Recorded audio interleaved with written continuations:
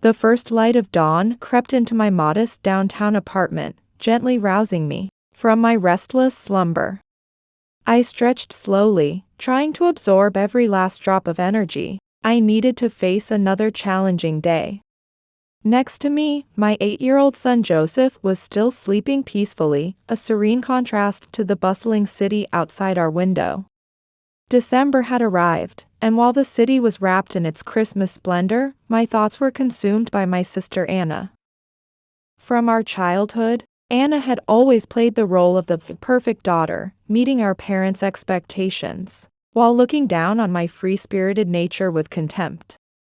She had graduated from a prestigious university and married Austin, the CEO of a major auto parts manufacturer, living a life of elegant luxury that seemed worlds apart from mine.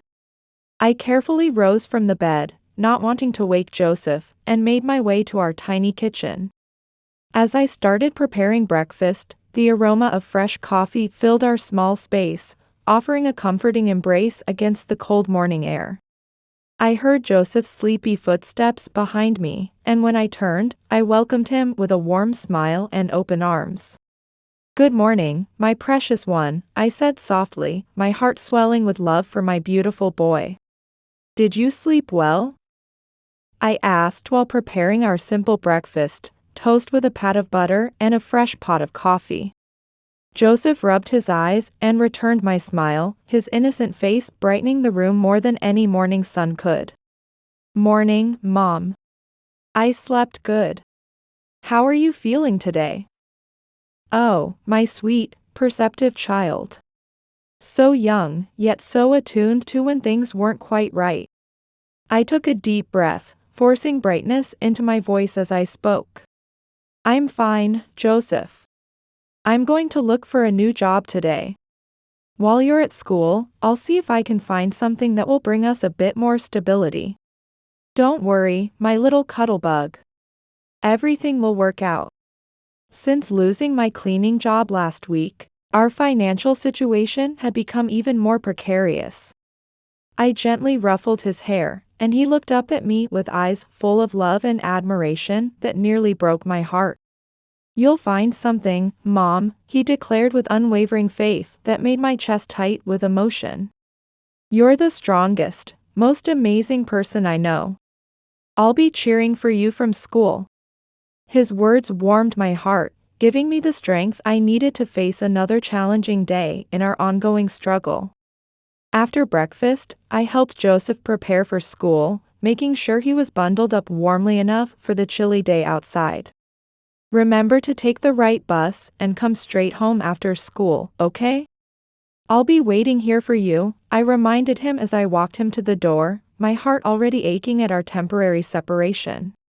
"I know, Mom. I've got it all memorized. Good luck with the job hunting. I know you'll find something, I just know it." "I love you," he said, planting a quick kiss on my cheek before hurrying off to the bus stop. I stood at the door for a moment, watching as my precious boy made his way down the street toward the public school. As his small figure grew more distant, my heart filled with a bittersweet mixture of pride and worry that seemed to be my constant companion these days. The weight of being solely responsible for his well-being pressed heavily on my shoulders, but Joseph's determination gave me the courage to keep moving forward. No matter how rough the road ahead might become, I refused to give up. Back inside, I gathered my few belongings and dressed in my simple but clean clothes, preparing to face the day and its potential job opportunities. Before leaving, I checked my reflection one last time in the cracked hallway mirror, pulling my hair up into a neat bun. Taking a deep breath, I closed the door behind me and stepped out into the world with renewed hope in my heart. If I couldn't find a job before Christmas, I wouldn't even be able to buy Joseph a present. The thought sent a sharp pain through my chest. I knew it would be a long day ahead, filled with knocking on doors and facing likely rejection after rejection. But the memory of Joseph's strength, his smile, and his words of encouragement gave me the courage I desperately needed. "I'll face anything for him," I whispered as I left our apartment building. Walking along the familiar path to the local market, I counted the meager change I had for necessities. The morning air still held the chill of dawn, and the streets were already pulsing with their usual hurried rhythm. As I walked through the market, I reviewed my list of essential items we needed. With our limited funds, I knew we needed bread. Some vegetables too. And if the price was right, maybe a small amount of chicken. I felt the weight of the coins in my pocket, each one counted and designated for a specific purpose. Upon reaching the market, I headed straight for the stalls with the best prices. I had a talent for picking out the freshest produce and calculating costs in my head, adjusting my selections to fit within our tight budget. The checkout line wasn't particularly long, but to me, it felt like an eternity. I was eager to finish shopping and continue my job search. That's when I noticed an unexpected figure standing behind me in line, my sister's husband, Austin. He stood there in an elegant suit that contrasted sharply with my modest attire, a living reminder of the vast divide between our worlds. His shopping basket was filled with far more items than mine, and the difference struck me immediately with painful clarity. With an exaggerated gesture of politeness and a smile that didn't quite reach his eyes, he motioned for me to go ahead. "Please, go first, dear sister-in-law. Your basket is so modest compared to mine," he said, his words dripping with barely concealed contempt. The unexpected courtesy caught me off guard, and I nodded slightly as I moved forward, my cheeks burning with a mixture of gratitude and humiliation. This chance encounter with my sister's husband made me acutely aware of the stark contrast between our lives in a way I had never felt before. As the cashier began scanning my items, each beep of the register seemed to echo my increasing heartbeat. The total kept climbing, and when the cashier announced the final amount, my heart sank to the depths of my stomach. "Your total comes to this amount, ma'am. How would you like to pay?" I froze, my blood turning to ice in my veins as the horrible realization hit me. My calculations had been wrong, the total was slightly higher than I had anticipated, and it was more than I could afford. "There must be some mistake," I managed to say, struggling to keep my voice steady while panic clawed at my throat. I mentally reviewed my list and recounted my money, my fingers trembling slightly.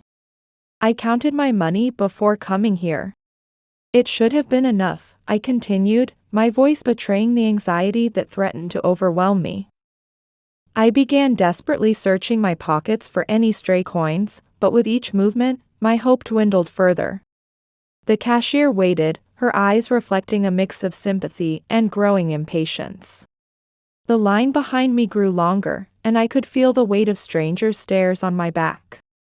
Austin watched the entire scene unfold with a cold, calculating expression. I heard him murmur, just as Anna said, and his words cut through me like a knife. For a moment, the busy market seemed to fall silent, and I felt as if every eye was focused on my financial predicament. With trembling hands, I carefully laid out each coin on the counter, counting them one by one. With each cent I counted, my hopes diminished until the unavoidable truth stared me in the face: I didn't have enough money. The silence that followed was broken only by the soft clink of coins against each other, each sound a painful reminder of my precarious situation. "I'm sorry, ma'am," the cashier said, her voice carrying the finality of a judge's gavel. "Without sufficient funds, I cannot let you take these items." That's when Austin suddenly intervened.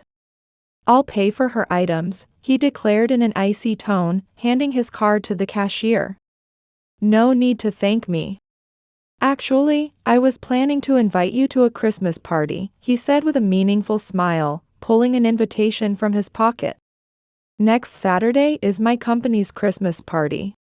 Do bring Joseph along," he said, his words carrying an unmistakable undertone of calculated intent.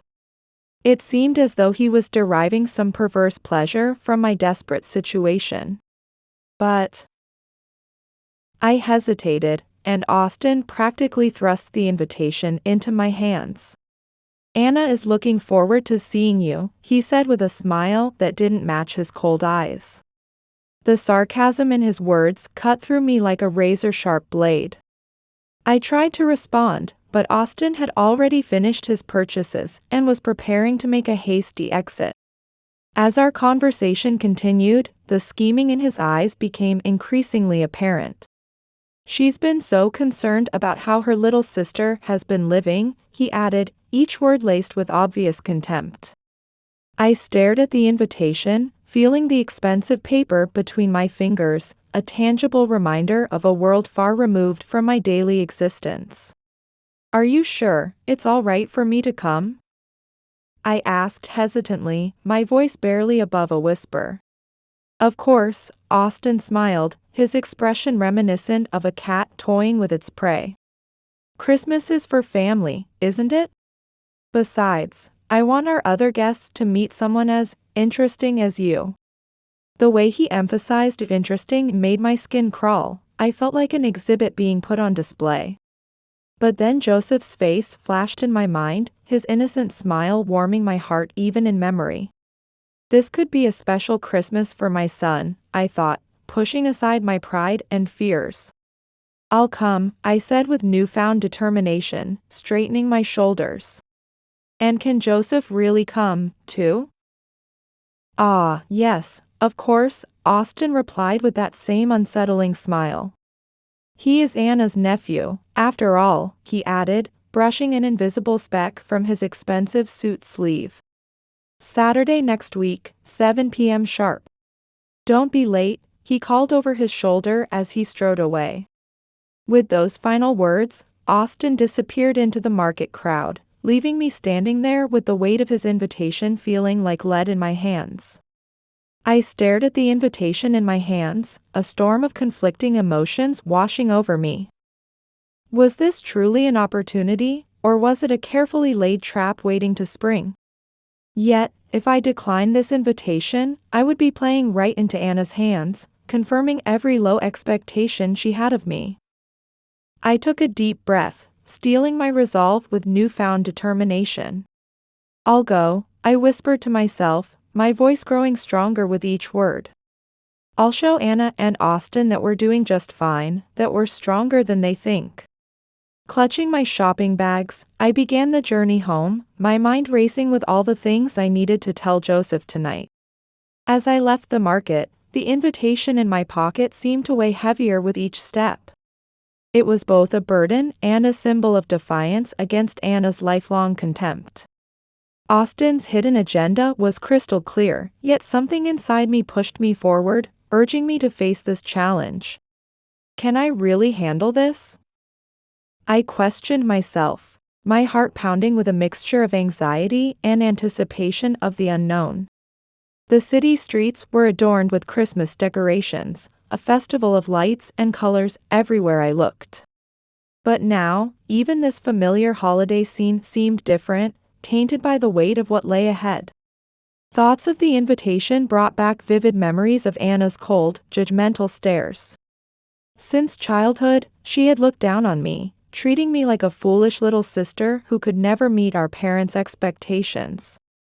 This time, I'll show them something different, I muttered under my breath, clenching my fists with determination. When I reached home, I heard Joseph's familiar footsteps announcing his return. That beloved sound warmed my heart, reminding me why I never gave up, why I kept fighting every single day. Mom, he called out, running toward me with open arms. His tight embrace seemed to melt away all my anxieties, if only for a moment. How was school today, sweetheart? I asked while preparing lunch in the kitchen with the groceries Austin had paid for. Really great. The teacher praised my math test. Did you find a job, Mom? Looking into his innocent eyes, I let out a deep sigh. I didn't find a job, but something unexpected happened today. Slowly, I began to tell him about my encounter with Austin at the market and the invitation to the Christmas party. I watched as Joseph's eyes lit up with excitement at the mention of the party. Uncle Austin and Aunt Anna's party, he exclaimed, his voice filled with childlike wonder. Looking at his innocent face, I made one of the hardest decisions of my life. Sweetie, I began gently, choosing my words with care, I think it's better if I go to this party alone. The disappointment in his eyes was like a knife to my heart, but I knew I had to protect him from what might await at that party. But I have something even more special planned, I continued, forcing a bright smile. On Christmas Eve, December 24th, you and I are going to have our very own celebration, just the two of us. Really? His face began to brighten again. Yes, really. We'll decorate our own little tree, make Christmas cookies, and have the most wonderful time together, I promised, my heart warming at his returning smile. And maybe Santa will even find his way to our apartment this year. The way his eyes sparkled at that possibility made me determined to somehow make this Christmas special for him, no matter what happened at Austin's party. It'll be our secret Christmas party, I whispered conspiratorially, much better than any fancy gathering. Promise? He asked, holding out his pinky finger. I promise, I replied, linking my pinky with his, sealing a vow I was determined to keep.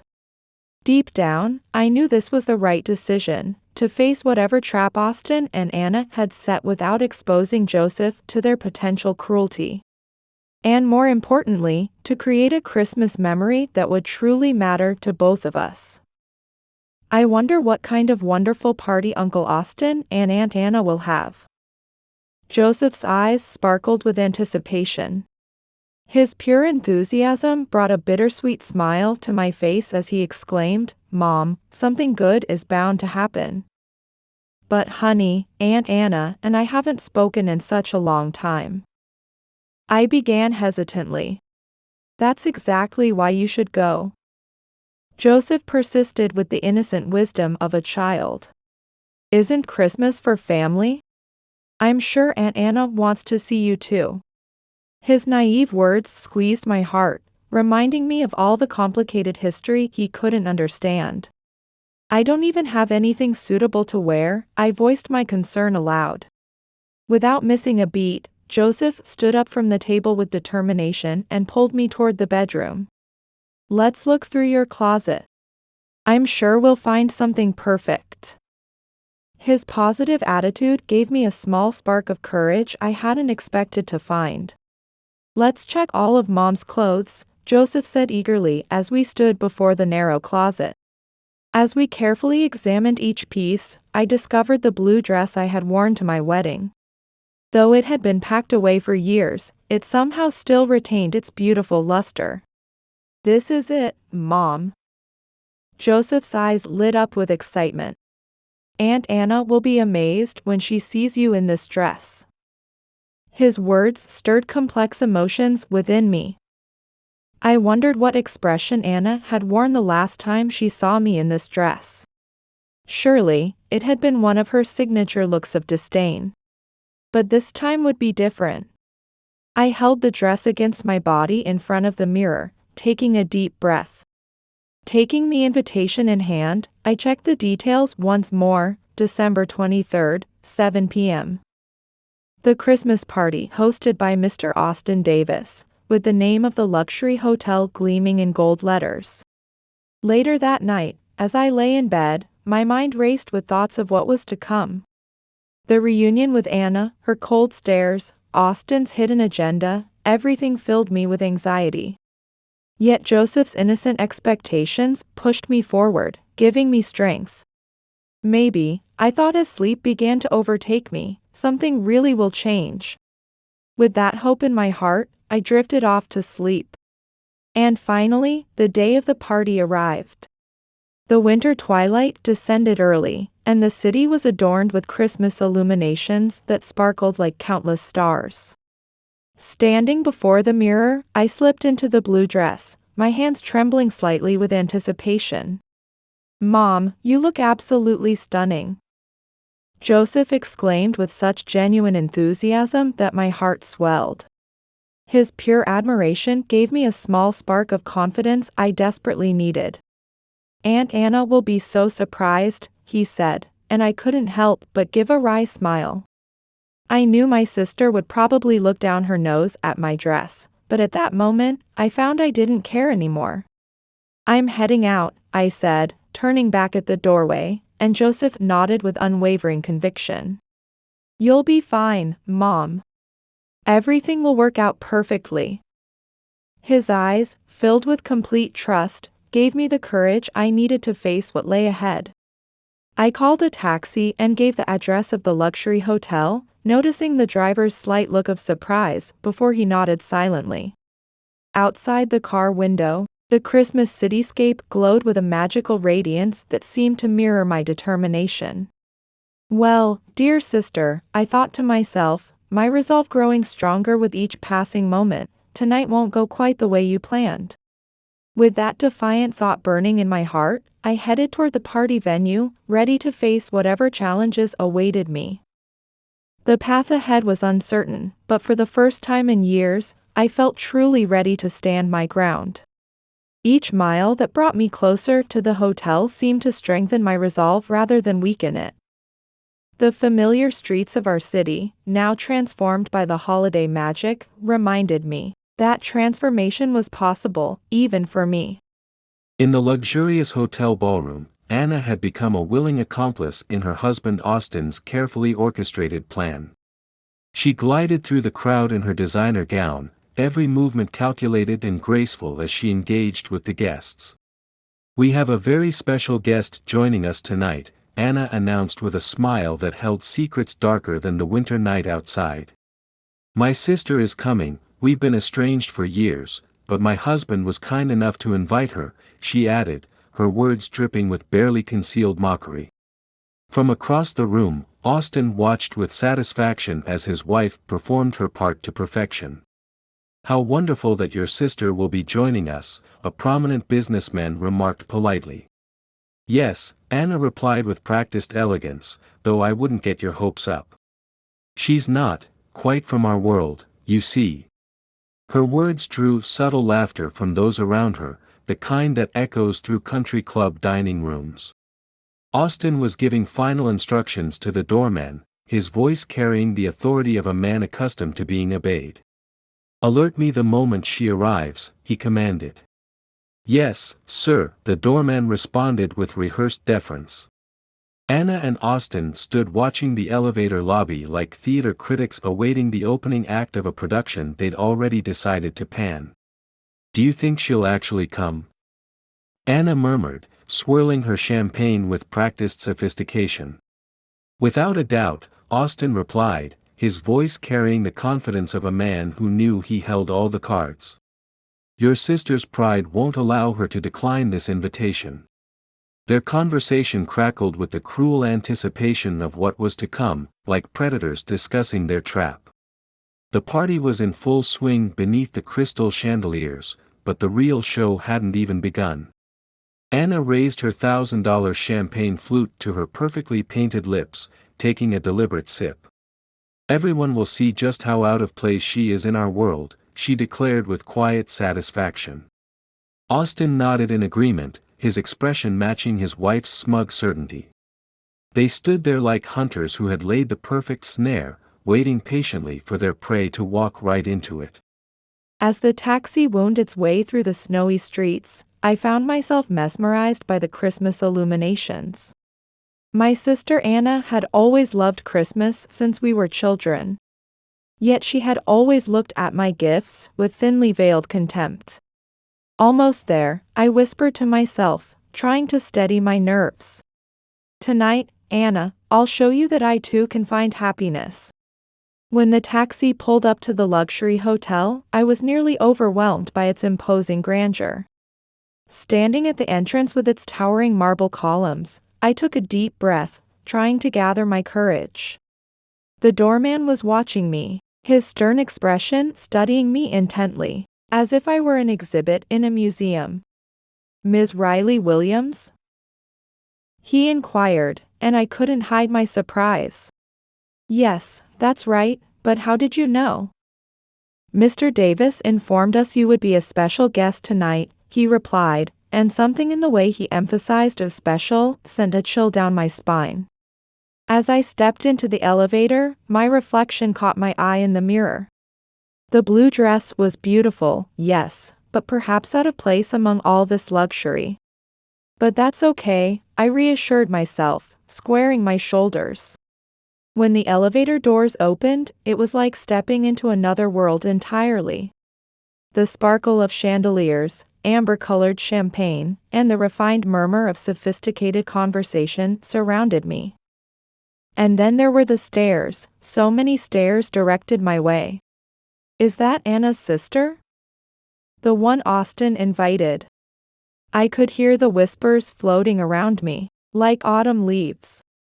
I straightened my spine and made my way to the bar counter, thinking perhaps a glass in my hand would help steady my nerves. But more than that, I was searching for Anna's familiar face. And wondering about the true purpose behind this invitation. Where was Austin hiding? I carefully scanned the grand hall, taking in every detail. Well-dressed people chatted in front of an elaborate Christmas tree while others listened to the live piano music with practiced appreciation. With a champagne glass in hand, I circled the grand hall, searching for Austin and Anna. But they were nowhere to be found, their presence felt like shadows, tangible yet just beyond my reach. Why did they invite me? The question grew larger in my mind with each passing moment. Yet I couldn't let Austin's absence consume my thoughts. I made a conscious effort to observe my surroundings, taking in every detail of this unfamiliar world. Groups of businessmen were engrossed in serious conversation, their voices low and purposeful. Women held their champagne glasses with practiced grace, their jewels catching the light. Ladies and gentlemen in elegant evening wear moved through the space as if they'd been born to it. Gradually, the initially intimidating atmosphere began to shift in my perception. Perhaps I could belong here after all, the thought crossed my mind unexpectedly. Despite the lavish decorations, there was a surprising warmth in people's conversations. Everyone seemed to be seeking new connections, trying to build bridges. Maybe I just need to be myself. This realization gave me a small surge of courage. I couldn't hide in the corners like a frightened child. I need to talk to someone. I took a deep breath, steeling my resolve. This step forward was a huge challenge for me, but it could be the beginning of something new. With that thought in mind, I began looking for an opportunity to join one of the conversation circles. I found myself stopping in front of a painting beside the Christmas tree. A woman stood quietly contemplating the oil painting, her posture suggesting genuine appreciation. Pushing aside my hesitation, I approached her. "Excuse me, but this painting is truly captivating, isn't it?" My voice came out steadier than I expected. The woman turned to me with a warm smile that immediately put me at ease. "Yes, it's a wonderful piece. One of my favorites, actually," she responded. Her friendly response helped the tension in my shoulders begin to melt away. "I'm Diane Brown," she introduced herself, with a warmth that seemed to melt away the formality of the evening. "Riley Williams," I replied, surprised at how naturally the conversation began to flow. Our discussion moved effortlessly from art to music, with Diane showing an approachability that seemed rare for someone in her position. "I run Brown Auto," she mentioned casually, her humility evident in her tone. I couldn't hide my surprise at hearing that name. Brown Auto? The nationwide luxury car dealership. "Yes, that's right," she smiled modestly. I found myself responding with unexpected honesty. "I actually visited one of your showrooms once. The cars were magnificent. Someday, I hoped." My voice trailed off, but Diane nodded with understanding that required no words. At that moment, several businessmen approached, drawn to our conversation. "Diane, who is this lovely young woman?" one of them inquired. My heart began to race slightly, but Diane's presence provided an unexpected anchor of comfort. "This is Riley Williams," Diane introduced me, and the businessman moved closer with genuine interest. "She has some fascinating perspectives on art and market dynamics." Diane's words drew warm glances from those around us. "And just look at this dress, understated yet sophisticated." I felt my cheeks flush with warmth, amazed that this dress from my wedding day could receive such praise. The conversation naturally shifted to economics and business. Though I wasn't an expert, I decided to share my honest opinions based on personal experience. "I believe business is essential for our nation's growth," I ventured. "While many hold prejudices, there are countless people in business truly contributing to society." The businessman nodded approvingly at my candid words. "What an interesting perspective. You should join us at more of these gatherings. We'd love to exchange ideas with your company." Their words caught me off guard for a moment, causing a flutter of uncertainty in my stomach. They must have thought I was a successful businesswoman, someone who belonged in their world of high finance and corporate dealings. While the conversation flowed smoothly, an undercurrent of unease kept tugging at my consciousness. Austin was still nowhere to be seen, yet his presence loomed over me like a dark cloud. He alone knew what had happened at the market, knew the truth about who I really was. If they only knew the truth. The thought sent a chill down my spine. I could almost feel Anna's cold eyes watching me from somewhere in the crowd, calculating, judging. Yet running away wasn't an option. That would only confirm every dismissive thought my sister had ever had about me. Taking a deep breath, I steadied myself and continued the conversation, determined not to let my facade crack. The crystal champagne glass in my hand felt like both a shield and a reminder of how precarious my position was. Each word I spoke was carefully chosen, like walking on a tightrope stretched between two worlds, the one I came from and the one I was pretending to belong to. But somehow, the genuine interest these people showed in my opinions gave me a strange sort of strength. Perhaps I could maintain this delicate balance just a little longer, at least until I understood what game Austin was playing. After spending time in a private room with Anna, Austin finally emerged into the main hall. The couple had been waiting, according to plan, to witness Riley's inevitable social blunder. But the scene that greeted them was far from what they had anticipated. Riley stood surrounded by influential businessmen, carrying herself as if she had always belonged in their world. Most disturbing of all was her intimate conversation with Diane Brown, which caused Anna's face to contort with barely concealed rage. "How dare she?"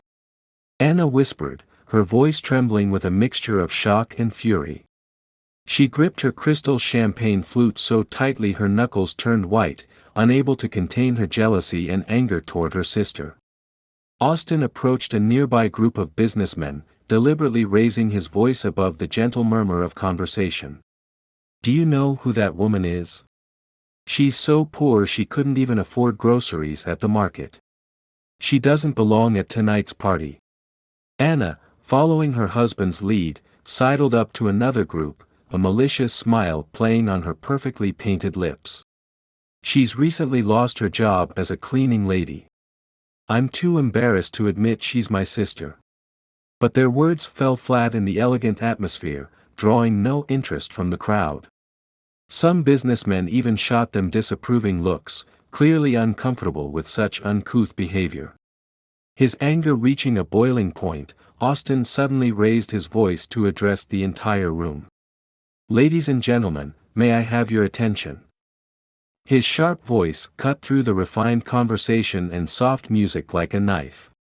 Anna stood by her husband's side, a triumphant smirk distorting her carefully made-up face. "Riley Williams is an imposter. She has no company, no position, and no right to speak in our world. She's nothing but a penniless woman." Anna nodded in agreement with her husband's words, fixing her sister with an icy stare. "That's right. She can't even tell the difference between a business meeting and a shopping list. My sister has no place here." In that moment, the atmosphere in the ballroom turned glacial. Looks of shock and anger were directed not at Riley, but at Austin and Anna. Their cruel words had shattered the elegant Christmas atmosphere in an instant, revealing their own true colors to the assembled guests. Austin's words hit me like a physical blow, leaving me momentarily stunned and breathless. Yet when I caught sight of Anna's triumphant smirk, something inside me shifted, and I found myself straightening my spine and lifting my chin with newfound dignity. In that moment, I made the decision to cast aside all my fears. I could feel the atmosphere in the room beginning to change. The looks directed at me were no longer merely curious, but filled with solidarity and even respect. The room began to stir, the situation unfolding in a way completely contrary to what Austin and Anna had intended. "This is absolutely unacceptable," the CEO of a tech company declared, his voice trembling with barely contained anger. "We are not here to belittle others, especially not a guest who has clearly shown she has much to contribute." Murmurs of agreement rippled through the ballroom. Then Diane Brown stepped forward to stand in front of me, her expression stern and her voice carrying undeniable authority. "This is not only unacceptable, it goes against everything we represent here tonight." The entire room fell silent at Diane's words. "Austin, Anna, your actions not only damage this group's reputation but demonstrate a complete lack of character and respect for others." Austin tried to interject, but Diane raised her hand, silencing him. "No, I'm not finished. This Christmas party was meant to bring people together and discover new possibilities, not to humiliate anyone." Diane turned to me with a warm smile that seemed to chase away the chill of the previous moments. "Riley, I sincerely apologize that you had to experience this. This behavior reflects the values of no one here except Austin and Anna." Finally, Diane declared with unwavering resolve, "You both need to leave this venue immediately. Your presence is no longer welcome here." I felt tears welling up in my eyes, not from humiliation, but from the joy of being valued for who I was for the first time. The guests watched with mixed emotions as Austin and Anna stormed out of the hall, their faces contorted with rage. With their departure, a sense of relief swept through the room, and the warm Christmas atmosphere began to return. Diane placed a gentle hand on my shoulder and smiled at me. "Riley, don't think of this as anything special. You are genuinely welcomed here as one of us." Her voice carried a warm certainty that touched my heart. "And rest assured, appropriate actions will be taken regarding the Austin's behavior tonight." I was overcome with emotion, tears filling my eyes once again. "Diane, everyone. Thank you so much. I never expected such a warm welcome," I managed to say, desperately trying to keep my voice steady. Diane nodded gently and looked at me with genuine interest. "Would you tell us more about yourself?" she asked. Taking a deep breath, I began to share my story. I told them about my struggles as a single mother, the job I'd lost, and my encounter with Austin at the market. "After my ex-husband left us, my son and I have been fighting to survive. Just last week, I lost my cleaning job." The guests around me listened intently, their faces showing genuine concern. Some even had tears in their eyes as they heard my story. To maintain such grace after enduring so much. A middle-aged businessman remarked, clearly moved. At that moment, I saw a spark of determination light up in Diane's eyes. It was a moment of decision that would change my life forever. "Riley," Diane spoke, drawing everyone's attention. "I'm deeply moved by your strength and sincerity," she continued with quiet confidence. "And I'd like to offer you a gift worthy of your courage." My heart began to race as I wondered what she meant. "First, I want to give you a new car from Brown Auto as a Christmas present. But I have an even more important proposal."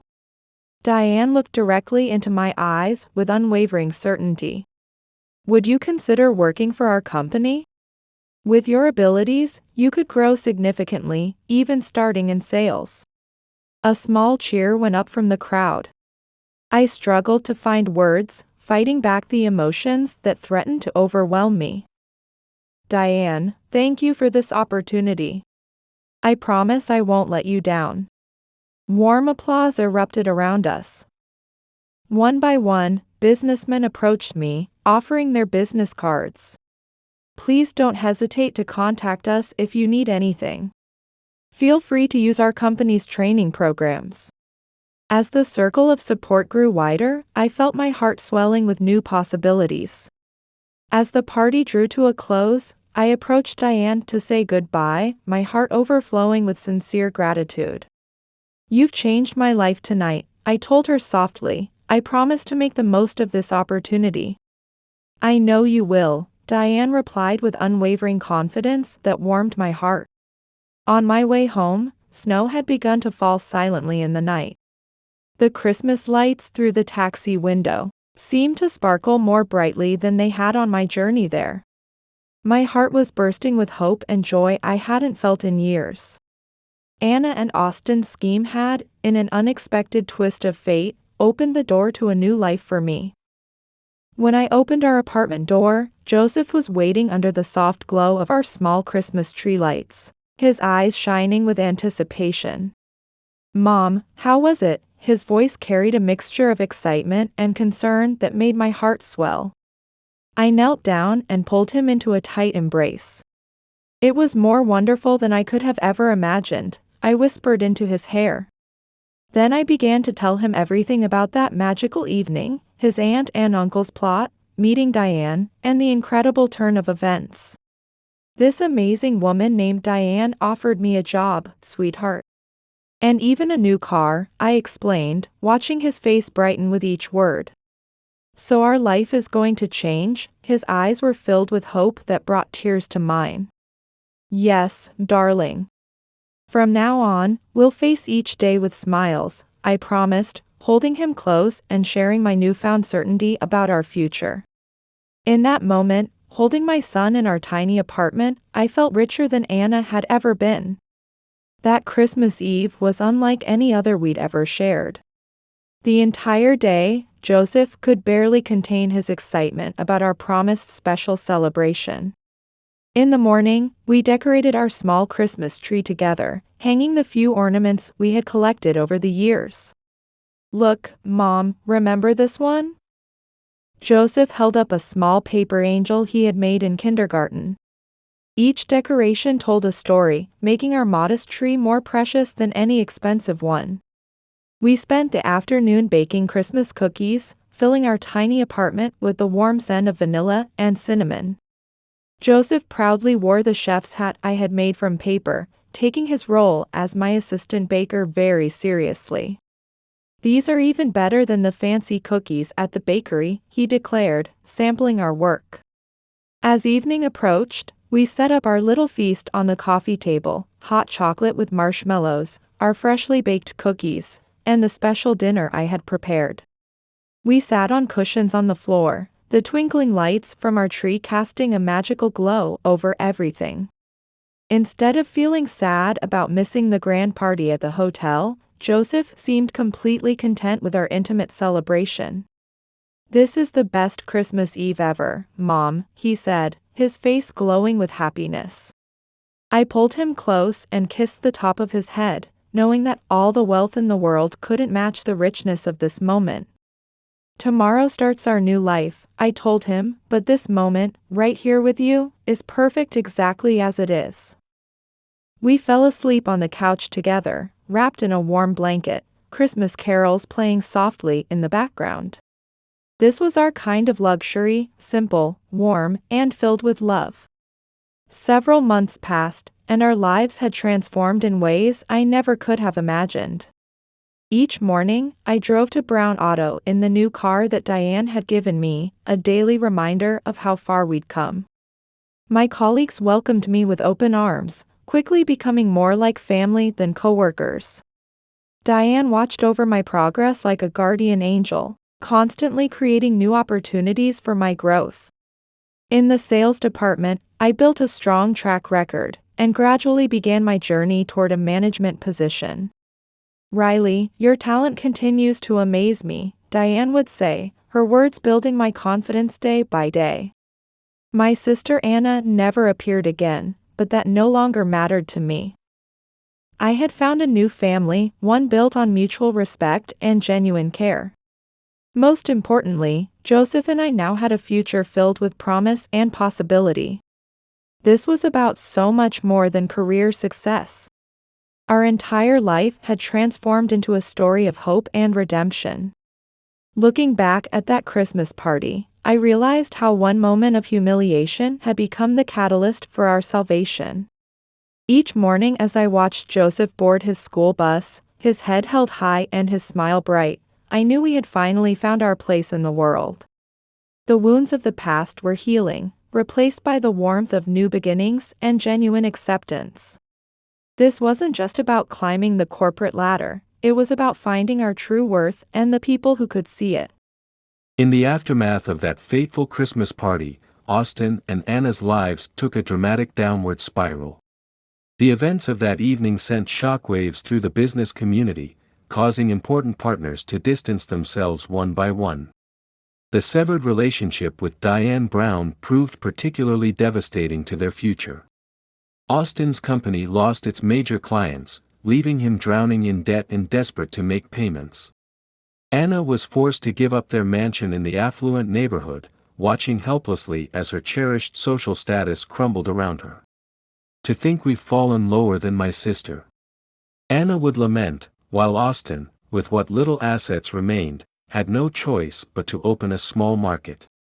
In a twist of irony, he found himself in the very position he had once scorned Riley for occupying. Through daily commerce with ordinary people, Austin gradually learned the virtue of humility. His arrogant demeanor melted away, replaced by a growing compassion for his customers. Meanwhile, Riley and Joseph's life blossomed into a story of hope and redemption. Her position at Brown Auto provided far more than just a steady income. It became a source of confidence and self-realization, a chance to prove her worth. Diane's generous support, combined with the strength that had always lay dormant within Riley, transformed her life in ways she never imagined possible. Joseph watched his mother's transformation with unmistakable pride. Dawn was her anxious expression, replaced by the confident bearing of a respected professional. She had become the role model he had always known she could be. That Christmas night had altered the course of 3 destinies. It became a powerful reminder of the value of humility in life and the importance of living with sincerity. The story served as a testament that true wealth lies not in social status or material possessions, but in the genuine connections we forge and the dignity with which we face life's challenges. One winter evening, as we sat basking in the warm glow of our fireplace, Joseph suddenly looked up at me. "Mom, when I grow up, I want to be strong like you," he said, his words making my heart swell with emotion. Just a few months ago, we had lived each day shadowed by uncertainty. Now, my career at Brown Auto was flourishing, with Diane grooming me for a future management position. "You're already stronger than you know, Joseph," I told him, pulling him close. "Remember when you supported my decision to go to Aunt Anna and Uncle Austin's party?" Joseph nodded happily, his eyes bright with the memory. "We've overcome so many challenges together, and you've been my greatest source of strength through it all." Outside our window, snow fell silently in the darkness. I had recently spotted Austin at the market by chance. He was running a small grocery store now, his once proud demeanor notably subdued. I'd heard that Anna had been forced to give up their mansion in the upscale neighborhood and move to a modest house in the suburbs. "Hey, Mom," Joseph interrupted my thoughts. "Can we still go on that picnic with Aunt Diane this Sunday?" I smiled and nodded, my heart warming at how naturally he had started calling her aunt. Diane had truly become like family to us. "Of course we can. Diane's looking forward to it too." Joseph's eyes sparkled with joy. You're already stronger than most children your age, I said softly, running my fingers through his hair. And you'll only grow stronger. I can see it clearly. Yes, he exclaimed, throwing his arms around me in a tight embrace. Together, we can overcome anything. I nodded deeply at his words, realizing how our past uncertainties had transformed into solid hope. The fears that had once haunted us had given way to something far more precious, absolute faith in each other and our future. One evening after work, as Diane and I sat in her office watching the sunset paint the city skyline in shades of gold, I finally asked the question that had been on my mind for months. Diane, why did you reach out to help me that night at the Christmas party? She turned to me with a gentle smile, her eyes reflecting years of wisdom. You know, Riley, I saw something in you that reminded me of myself from years ago, that same determination to succeed despite the odds. She paused, collecting her thoughts. When I started in this business, I was also a single mother struggling to make ends meet. Very few people gave me a chance. Her voice softened with memory. But one person did believe in me, just as I believed in you. Sometimes all we need is that one person who sees our true worth. But you risked your business relationship with Austin's company, I pointed out. Diane's expression grew firm. No success is worth keeping if it means turning a blind eye to cruelty. Besides, I didn't just help you, I invested in someone I knew would help transform this company. She reached across her desk and squeezed my hand. You've proven me right every single day since then. I felt tears welling up in my eyes, understanding now that sometimes the greatest acts of kindness come from those who have walked the same difficult path before us. In the tranquil suburban neighborhood, Anna stood at her window, gazing out at a world that had dramatically shifted. Her new home, modest and humble, stood in stark contrast to the mansion she once proudly owned. Here, in this smaller space, she found herself reflecting on her life for the first time with genuine introspection. How ironic that I, who looked down on my sister, now stand below her, she whispered, a bitter smile playing across her lips. Yet in the midst of this profound loss, Anna was slowly transforming. She began to realize that neither her expensive trinkets nor her coveted social status had ever brought her true happiness. Across town, Austin's small grocery store had become more than just a business, it had evolved into a gathering place for the local community. His customers were no longer mere transactions but had become friends who shared their daily joys and struggles. We've got some beautiful fresh vegetables today, he would say with a smile that held none of his former arrogance. Instead, his face now reflected a quiet contentment that spoke of deeper understanding. Anna, too, was discovering new values in her quieter suburban life. She found herself enjoying simple conversations over coffee with neighborhood women, finding connection in shared experiences. You know, I've realized something lately, she would say during these gatherings. True happiness might just be found in these ordinary moments. Her eyes held a warmth that had never been there during her society days. Each evening, as Austin closed his market, he would reflect on his journey. This isn't an ending, he would remind himself. It's a new beginning. His words carried the weight of profound wisdom gained through humbling experiences. He was beginning to understand how empty his past pursuit of material success had been. Though separated by distance, both Anna and Austin were discovering new meaning in their lives. My life at Brown Auto brought me fulfillment beyond anything I could have imagined. Diane became so much more than a boss, she was my mentor and, most precious of all, a dear friend. Riley, your growth is the pride of our company, she would tell me, her words never failing to give me courage. The other day, I ran into Anna at the supermarket. She seemed different somehow, softened by her simpler life in the suburbs. Riley. She called out hesitantly, her voice lacking its former sharp edge. I wanted to apologize for that night. Her words stirred complex emotions within me. The rift between us as sisters had cast a long shadow over our lives, but now perhaps we were both seeing different horizons.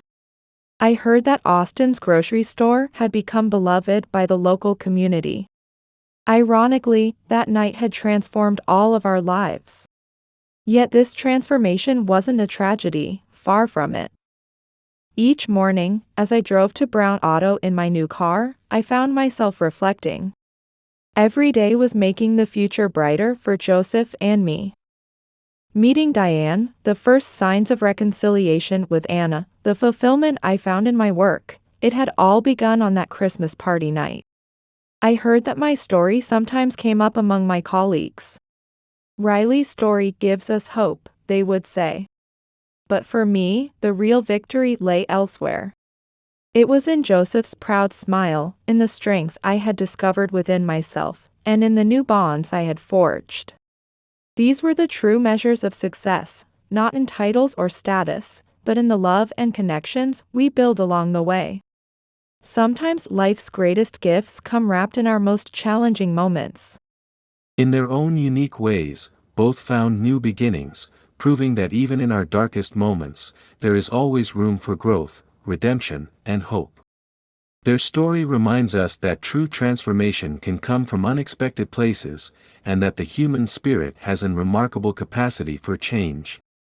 Thank you for joining us for this tale of family, forgiveness, and finding one's true worth.